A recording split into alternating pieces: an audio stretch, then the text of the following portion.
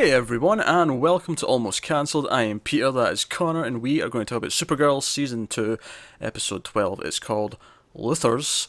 Full spoilers for the episode, as always. There was a lot of references and little Easter egg things in There this was, one. but can we start with the most important thing? That we had an emotional heart-to-heart scene over donuts. Yes, finally donuts. I feel like it's Donuts. been ages. It was kind of cracking me up though that it was over a serious, like it wasn't just a silly little scene. It was a scene where Kara and Lena are having a heart to heart, and she's like, "I brought you donuts." It's like, "Of course I like donuts. I'm only human." And then she's eating her hexagonal looking one, and then Kara pulls out a really nice looking pink iced one. Yeah. Well, that's what was cracking me up about it, because Kara just kind of takes a big bite into it, and Lena's just kind of picking it little bits off it. It's like, come on, it's a donut. Take a big mouthful. Nah. Lena's eating it like most Earth women eat a donut. Kara's no. I'm eating a donut. Like you're supposed to eat a donut. And I couldn't be more proud of her. But the episode as a whole, let's Yeah, talk about yeah. it. It's Let's move on. yeah, that's not dwell on the donuts as much as we'd like to go into it. I this was a really 90s episode. Yeah, it was, but I really liked it a lot. Yeah, I liked it for the most part. But it was super 90s. Like so much of it was just reminding me of old stuff. So we started with a flashback to the Luthor household. And by the way, the guy they've got playing Lionel, when he walked in, I'm like, it's Lex. I mean, I know it's the kid was Lex, but he looked like Lex. I did as well. I was like, that's not. Well, when they said Lionel, I was like, oh, that's Lionel. I thought it was like a bodyguard or something of hers. Nah, see when he walked in with the shaved head and the suit, I'm like, right, let's just pretend there's another brother, and we'll say he's a much older Lex compared to Lena. He should be older anyway, really, when you think about it, given everything he's supposed to have achieved, Yeah.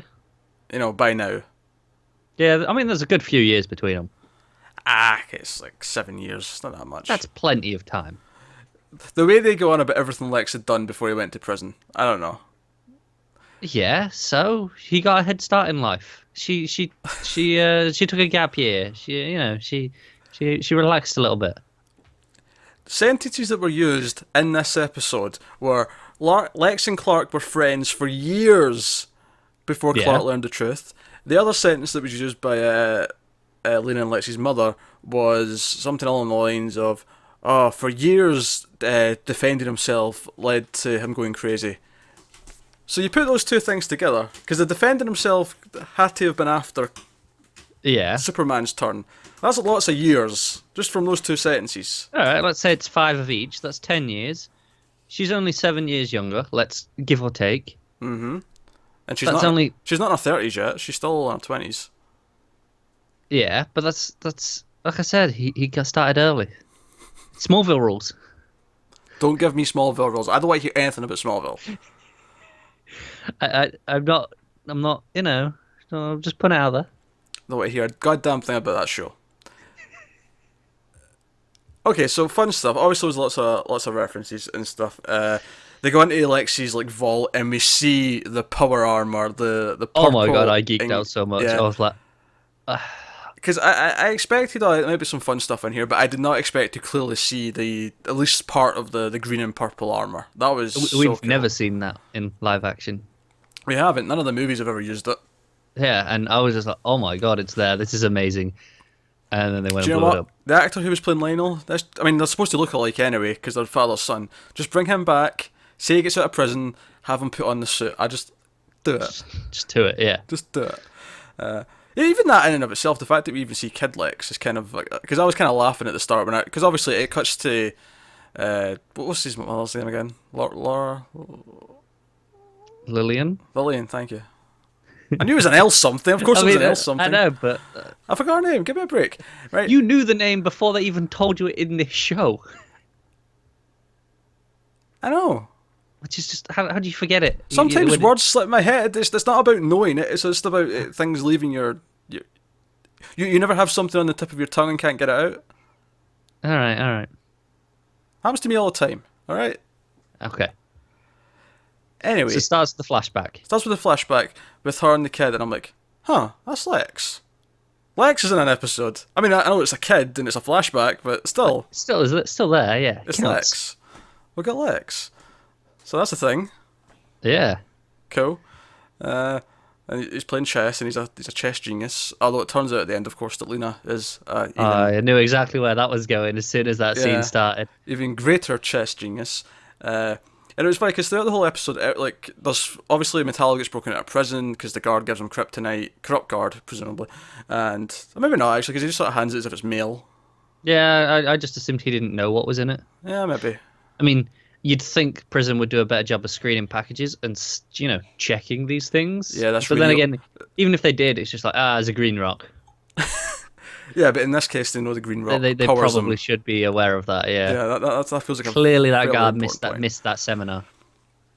But so and this footage appears of and because Lena went to visit her mother, which Kara advised during said donut scene, everyone thinks, oh, it's Lena. Someone's got this footage of her taking it out of a safe, so we think it's her that's smuggled it in, and that's how he's escaped, and that's led to the whole event. She gets arrested, and then Metallo comes and breaks her out.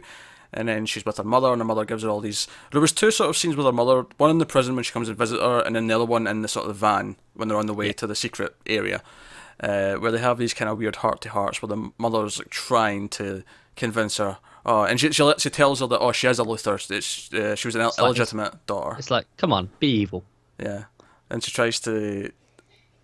Because it's funny because when she first starts the whole spiel at the start of the episode, and she says, Lena says to her, you only say like I love you or stuff like this when you want something from me. And sure enough, by the end of the episode, it turns out she did just want something from her.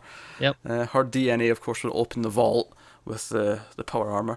Had a Black Mercy in there. There was the axe and something in a mystery box that we didn't get to see. I have no idea, but my first thought was, maybe it's a mother box. Nah, and then I was like, they're not gonna do this. Nah, and it opened as well. Mother box. Oh no, but I was inside the box. Oh, it'd be really small though, wouldn't it? Like I could buy that thing she was holding. If that thing didn't open, that could have been a mother box. Yeah, size. Could still be a mother box. I don't know, Nah, but it's probably not. Nah, she opens it and there's like a light coming out of it. It's either a different color of kryptonite or something else. Looking forward to seeing what it is either way. Yeah, I'm deeply curious. But she wanted her DNA, and but anyway, the whole episode, Kara's like defending her. She's like, nah, she didn't do it, even though there's all this evidence.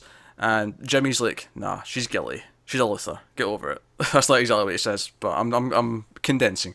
And everyone, even Wynn's like, Jean's like, well, we have to treat her as a hostile. I mean, she's, the evidence is mounting up. Alex, everyone's like thinking she's guilty. And the whole time Kara's like proclaiming her innocence. And I was like, okay, there's one of two ways this is going to go. Either Kara's the only one who's going to keep sticking up for her, and she's going to turn out to be innocent, and it'll sort of promote Kara's like seeing the good in people kind of thing. Yeah. Right? And they kind of went down that path actually, for the most part. Yeah. But it was so easy. This is a weird thing with writing and TV especially. Is when something feels too easy, it means it's because it's going to swerve again. It's going to flip again. So when she leaves at the end of the scene, and they have, which by the way, we're going to talk about the relationship stuff. The scene where she goes to see Elena at the end, just before the chess. So much sexual tension. I know. I legitimately thought they might kiss at the end of that scene. Like it was just flying all over the place in that scene. The way they were smelling at each other, the way she was like, oh, I've never had a friend like you, and just everything about it. Yeah. It felt like a relationship blooming. I don't know what they're doing, but there's so much chemistry. There's more there than she's got with Mon-el. More on that later. Aye. But so we have this scene, and there's so much sexual tension, and they go to hug. And I actually thought what might happen is that Lena would go in for a kiss, but then Kara would be like, "Oh, wait a minute." I mean, I'm cool with this. My sister's gay and all that, but yeah, not me. So sorry. Right, I thought that's where the scene might have went. I thought Lena might, and maybe that would like spiral her into evilness because she felt rejected. They could go that way. Classic. But she leaves the room and she picks up, and I didn't even notice it in the scene. I don't even know if the scene showed it to us. But she looks down, there's a chess set, and she picks up the knight, and she's like looking at it, and I'm like, and if you didn't the music immediately yeah, twists to sinister as soon as she leaves the scene. If you didn't get that this was, she actually might be evil, the music was like driving it home. It was that's the thing. The music's driving it so much that I'm like, right, so she's not evil then. This is another swerve. It has to be because they're pushing it so hard. I don't know the way it kind of, because it goes to the sort of the little bit of the flashback again where Lillian's like, "Oh, you are good at this. Maybe you are Luthor after all." I think was the line. Yeah. As she beats Lex, and it cuts back to her and she's still looking evil. And I'm like, well, the way they're ending this, it just feels like yeah, she is evil and she's going to be evil. Well, that's my thing, because it did it so overtly, just like that. I feel like maybe she's not. Like maybe they're playing us. I'd like to believe you, but I feel like the show is not smart enough for that. That's fair. It felt like now was the time they're swerving it. Like the whole season they've been like, oh no, she's good and Kara's her friend and blah blah blah blah. Which don't get me wrong, I actually think this is more interesting. I actually think it's more interesting if eventually we have the turn and Kara has to deal with the fact that she's been Well, that's evil. because she's a Luthor, isn't it? And it's way more fun that way. Well, even if it was someone else, take away the fact that she's a Luthor. Just the idea that Kara was so ignorant to everyone else around her, ignorant to all the evidence, and even though it turned out she was innocent in this one particular thing, the fact that she's been so biased the whole time and she has been kind of headstrong about it, that is clearly the more interesting avenue for her to turn out to be evil and Kara to have to deal with the fact that she was wrong. I agree, but I think it makes it more interesting with her being a Luthor, because then it parallels Clark and Lex. Oh, it does, yeah, especially when the Jimmy dropped a line about them being friends for years. Yeah, exactly. Which isn't always in the interpretations. In fact, that's one of the reasonable things that Smallville actually did bring to the table, was the idea that they were friends before. Yeah, and we've seen it in a few places since then. Like, it's kind of worked its way around, and it works. Well, it works well enough. So I think that's fine. And the idea that it's history repeating itself and she has to deal with Jimmy being right and all that. Oh, she's going to hate that. I do want to kind of complain about the scene though, and because of the music. Okay. I feel like you've got the chess piece right. Okay, it goes to the flashback. I feel like without the music though, there's not actually enough that happens in the scene to tell us there's a turn.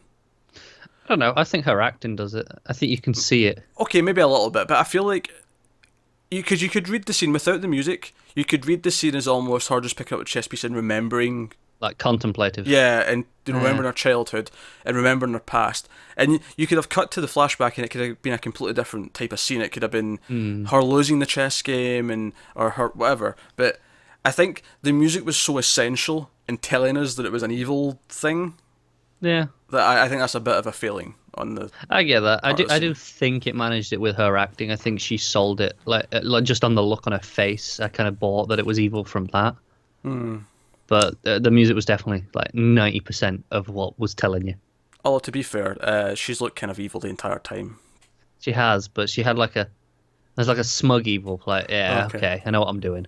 All right. So that was the Lena stuff, and let's go back to Jimmy, because first of all, Jimmy had a nice little fun line where he said he really loved his shield. That was a nice little quirky moment. That was right before the scene with Kara. The scene at the end with Kara though, when they kind of like make up and decide to be friends again, was a bit awkward. Do you know? I don't agree with that actually. Do you know? I think this is one of the first times the two of them have had like enough chemistry in a scene that I actually bought it for what it was. Really? For what it was intended to be, because the way they kind of reminisced and smiled at each other, it felt really genuine, as opposed to when they tried to force the romance last year and it felt really fake. Oh, it was better than that, obviously. But I don't know, it still didn't feel quite natural to me. It felt like the writer's like, okay, we've played this out enough, let's kind of bring it back around. And there wasn't enough of an actual justification for it. Like, it didn't feel earned in the show, other than just that now's the time that we've got to do it. I guess. I don't know. It's not a big deal. Yeah, I don't know. I'm thinking about like what happened in the episode, and I don't feel like it's completely out of nowhere just because not just this episode on its own, but like the last 2 or 3, like her feeling isolated has been kind of a thing. Yeah. For the last couple, and I feel like, especially the scene at the start when she's with everyone and they're kind of having fun at the bar, and we get that fun. By the way, did you even realise that everyone didn't know Alex was gay yet? I mean, I didn't, but as soon as they said it, I was like, oh yeah, she only came out to Kara and didn't tell the others. But then I was like, Mackie's been around a lot. Yeah, although I love Jean. Of course I knew I'm psychic. They cracked me up. And then the pool. Yeah. Oh yeah, the geometry with sticks. Geometry with sticks. Yeah. Geometry with sticks. Win just keeps winning. Yes, he's just proving himself to be the best consistently. And I'm not I'm not allowing the use of that pun. It may be pun day, but I'm not allowing it. Twitter told me it's pun day.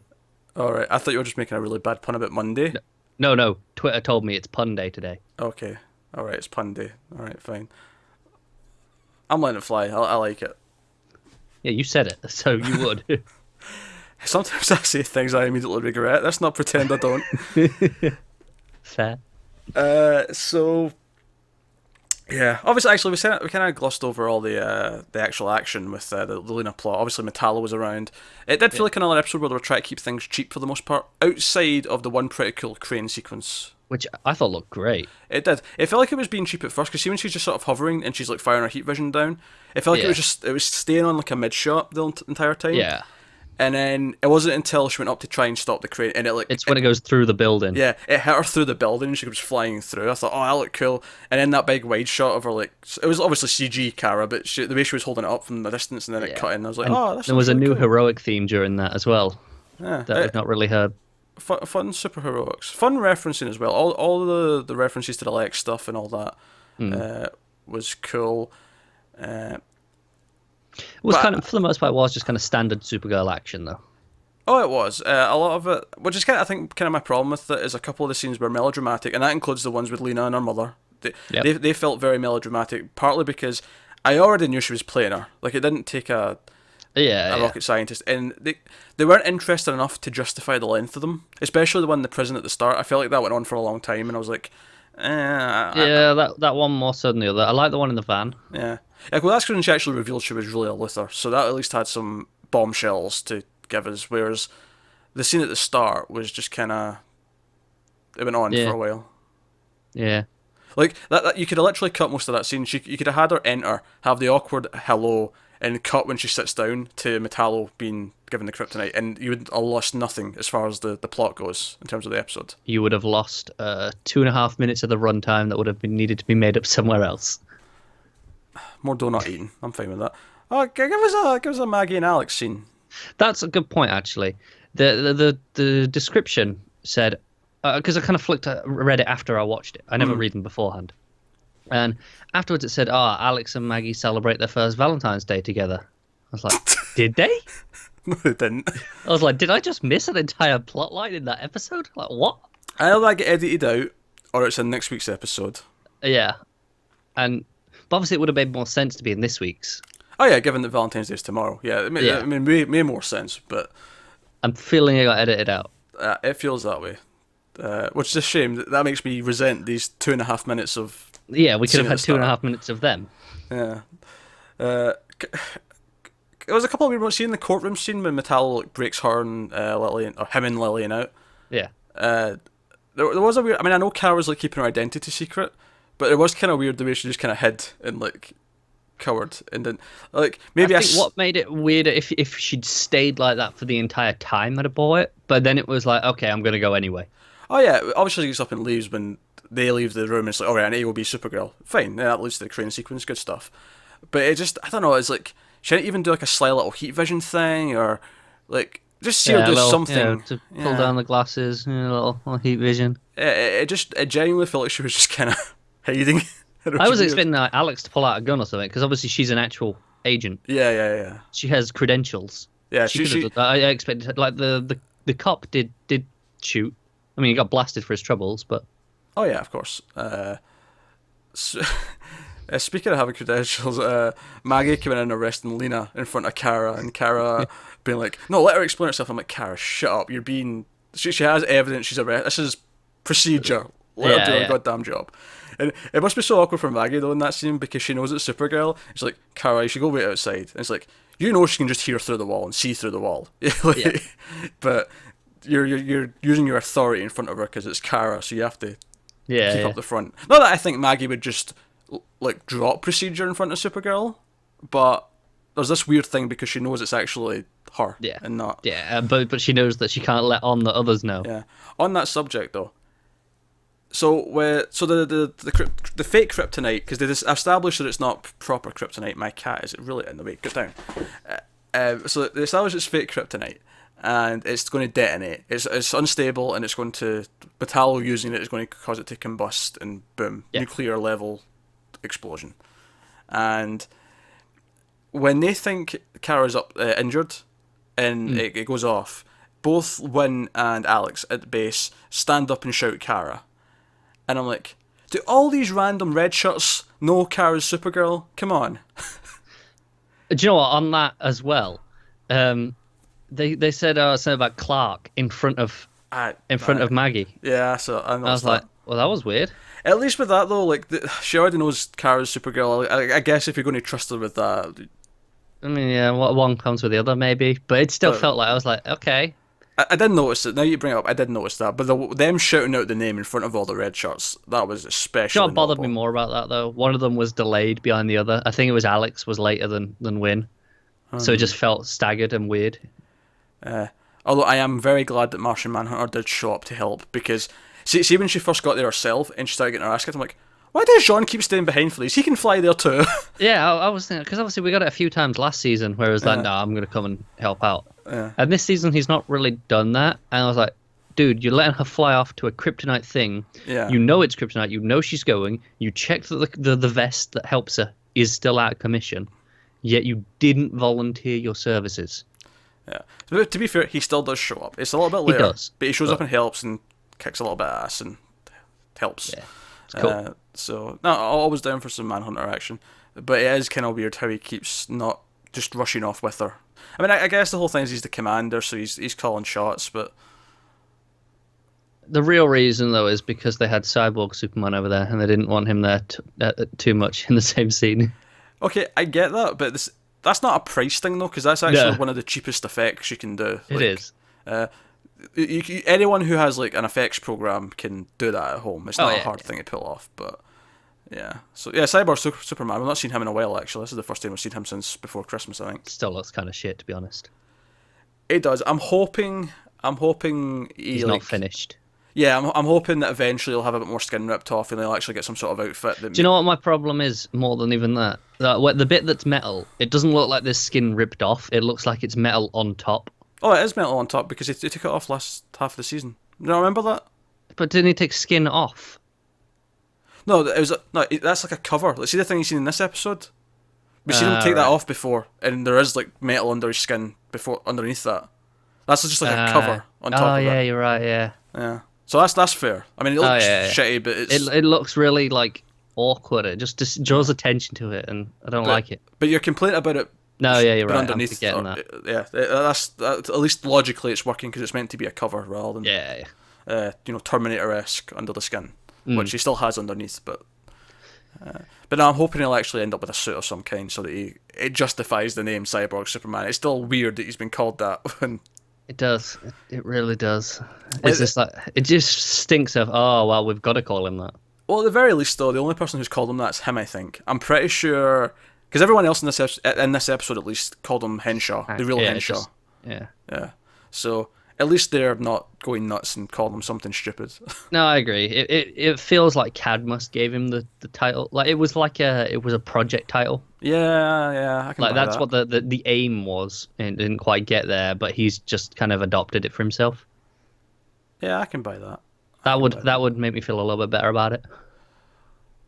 All right, let's talk about Kara and Mon-el. Let's talk about the relationship. Let's do this. It's the major thing we've not spoke about yet. So, good and bad. I think there's good in this. It's not all bad. It's not all we're doing this. Down mostly to their acting, especially Melissa Benoist's acting. Yeah. Because as much as I still don't really feel the couple thing, at least when she was getting awkward and trying to admit how she felt. And the scene in the middle in the training when she got really pissed off and she was like punching the concrete, which by the way, I like seeing her have scenes where she's using her super strength but she's not in costume. There's something really kind of funny about it. Like she's in her normal Kara get up and she's like civvies. Yeah, and she's just punching this concrete up like it's nothing. It's kind of amusing. Also nice to see some of those anger issues again. Yeah, because it's Supergirl and she has a temper. Yeah. But nah, I thought that scene was actually quite funny. It was quite witty the way they had them bounce. Like, the way she says, "Oh, well, I was mad when I thought you were dating Eve." He's like, "Wait, why would you be mad if you thought I was dating Eve? You don't care about me." It's like, I didn't say that. You literally just said, "I'm mad at." Yeah. It was pretty witty, and then her trying to cover it up was also pretty funny. So, and they've always had that. To be fair, that kind of Banter's always been good. And it felt weird at the end though because it felt like there's like 3 episodes in a row now where it's ended with him coming over to her apartment. It feels very repetitious in that sense. But he comes over, and they have this scene where she basically is like, I thought I'd have to choose either being a superhero or just having a relationship, and I've decided that maybe I can have both. And I saw this going one of 2 ways. So, to the credit, did not go either of those. Thank God for Mr. Mitsipitalik. Yeah. See, the ways I thought it was going to go is, okay, like you said, this is the 3rd time in a row. Everything's in 3, so it can't go any further than this. So it's like, okay, so they kiss now, and it's all like, whatever, and then the Dark Smites or whatever it is show up next episode and ruin it all. If not next episode, maybe after a couple of episodes of dating. Very soon, yeah. Or it was going to be, I thought maybe they would interrupt, the Dark Smites would interrupt before they kissed, before that happened. Do you know what? I agree. I had the exact same 2 predictions. It was either going to be a kiss, it'll be a couple episodes of kind of awkward happiness, and then they show up and it's like, oh, he's really evil and you should hate him. And it's like, oh no. Or they were going to interrupt the kiss itself. And then, so this white light starts beaming around the room. I was like, is this how the Dark Smites get here now? I was like, was this the thing that was in the box? Because it was like a white light. I'm like, was it that maybe? And then like the guy appears and I'm like, oh, I know who this is. And he's like, Mr. Mitsipitalik. And Kara Zor-El, I love you. And I'm like, oh, I'm going to have fun next week. I'm so looking forward to this. I'm going to have fun. Now, don't get me wrong. They had to make him kind of attractive. They couldn't just have him in the hat with the goofy hair and stuff and the costume. CW, innit? He's supposed to be an imp. It's kind of weird that the most accurate live-action version of Mr. Mitsipitalik is from the Superboy TV show from the early 90s. Yeah. Lois and Clark had just a person. Hey, this is better than the Smallville one. Oh, Smallville was like a...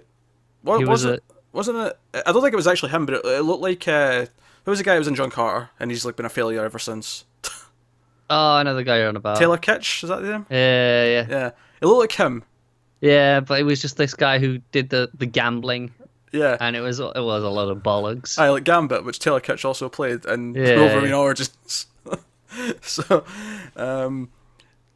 at least though that was very unfaithful, because in that he was just a moody teenager who made things happen. He didn't actually have the person. At least this one seems like he's going to have the personality, because the way he sort of jovially comes in is like. And he definitely looks like he may be from the 5th dimension. Yes. So I expect proper hijinks next week, and that should be fun. But let's not gloss over the relationship stuff. How did you feel about the Kara mon-el final get-together thingy? I was kind of just resigned to it. I'm like, all right, let's just get this over with. Just do it, please, and so I can stop having this conversation every week. Yeah, I agree. Well, I appreciate they didn't just jump to kissing the first week. It is kind of annoying now how we've had essentially 3 very similar ending scenes in a row with them two.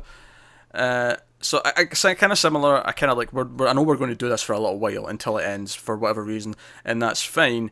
But at the very least, I can appreciate that there was some good acting. Yeah, exactly. And because the way she was smiling at them, the way it felt very genuine in that sense, even if I don't really buy the relationship chemistry. Yeah. I think it would annoy me a lot less if these scenes were interspersed in the episode more. It's the way it always ends on it that highlights it, that makes it seem worse than it is. It feels tacked on to everything else that's happening. It does. Yeah. And that's my real problem with it. Not the relationship itself, not the acting, because I'm fine with both those things being done. But it's just how it's just always just there at the end every time. I'm bored of it. Well, at least now they've kind of done it. I mean, I suppose we actually have to have the proper kiss. Oh yeah, we're still going to have it again. Because now next week, they're going to end with, oh, well, we got interrupted last time. Let's try this again.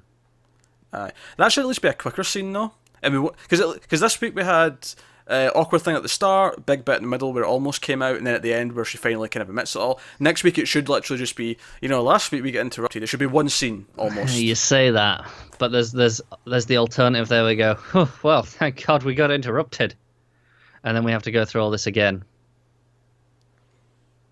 We will, but it will be quicker. All right. But either way, I'm sick of it. Don't get me wrong, it's easily the weakest part of the episode. It's been the weakest part for the past 3 episodes. Yeah. Which is a shame. Because this season was mostly, I think, better than season 1 until this point, but these last few episodes have been kind of in a little bit of a rut, just with the relationship stuff. That's fair. I think most of the actual plot and other character stuff is better still. Yeah, that's fair. It's these bits highlight it, and because they're so structurally important, because they're at the ends of the episodes, it feels like they're dragging it down more than they are. Well, I think it suffers a little bit more because Flash and Legends are both having very good post-Christmas batches of episodes. Whereas this feels a relatively similar level to what it did before. Yeah, because I think I like the characters in this more still. I like Supergirl I think more than I do the other leads, and I like Gwen, I like Alex a lot more than I used to. Maggie's pretty John, obviously. I like the characters. No, I don't like the characters in the other shows, but I think the characters pool is stronger here. But Flash and Legends have much better plot right now. They have much more focused, they've got a main villain, they've got a main goal, main focus. Whereas this is still kind of, even though, the Daxamites are coming and they're going to be the main But we don't know anything about them, really. Yeah. But we also have Lena Luthor again out and doing stuff, and that's going to be a thing going forward. Yeah. So we don't really know what the exact core thing going forward is. That is the thing. We don't know what the overall plan for the season is. We're not sure where it's going. Whereas Legends and Flash, it's very clearly defined that this is what this story is now, and that's fine. Savitar changes the future. Legion of Doom try to wreck everything. There you go. There's your two plots. Done. Yeah. Whereas Supergirl's a little bit less focused on that. I'm still enjoying a lot of the individual plots that are happening episode to episode, but so my one hope for season 3 would be the improvement I want them to make is to actually give us, at least in the second half of the season, because we've talked about how Flash and Legends had this problem, but the second half of the season should have a more focused. Yeah. There's a big bad, and we need to deal with it over the course of the season. Use Brainiac, use anyone. We're not bothered if you take Superman villains. You've been doing it already. Just keep doing it. Yeah, go for it. We know we're not going to get a Superman show, so you might as well use them. Yeah, by all means, go for it. So that'd be my one hope that I think they should improve next year. Yeah. But there's a lot of stuff to enjoy though. Some good action, lots of good little Easter eggs. Some good character moments from everyone else, and I kind of disagree with you about the Kara Jimmy stuff. I actually thought their resolution played quite naturally. That's fair. Like I said, I don't think it's them themselves that are that bad. I just feel the events leading up to it didn't deserve it. Okay. But there we go. All right. Well, that's Supergirl. I think we spoke about everything. So let us know what you thought of this one in the comments below. Like and subscribe and all that stuff. It helps us out a lot. Get us on Twitter at mailed_fuzz or individual Twitters on the screen. Thanks for watching, guys, and we will see you next time.